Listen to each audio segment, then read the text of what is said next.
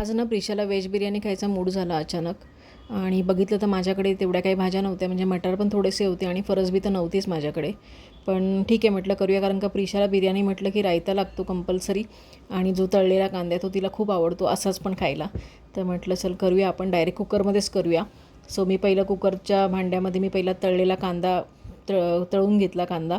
त्याच्यानंतर मग ज्या भाज्या होत्या ना त्या दह्यामध्ये छान मॅरिनेट करून घेतला. त्याच्यामध्ये हळद, लाल तिखट आणि बिर्याणी मसाला घातला, मीठ घातलं आणि थोडासा तळलेला कांदा पण टाकला आणि ते सगळं मॅरिनेट करून घेतलं.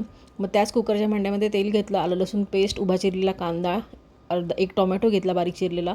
मग या सगळ्या भाज्या छान परतून घेतल्या तेल सुटेपर्यंत. मग तांदूळ टाकले भिजवलेले आणि मग पाणी टाकलं, गरम पाणीच टाकलं. त्याच्यानंतर 3 शिट्या करून घेतल्या आणि तुम्ही बघू शकता राईस किती आपला मस्त मोकळा आणि छान झालेला आहे. आणि प्रिशाला पण खूप आवडला. तर तुम्ही पण ट्राय करा, झटकीपट कुकरमध्ये होऊन जातो, जास्त काही खटाटोप करायची गरज नाही. आणि आपला चॅनल जर तुम्हाला आवडत असेल तर नक्की चॅनलला लाईक करा, शेअर करा आणि सबस्क्राईब करा. चला भेटूया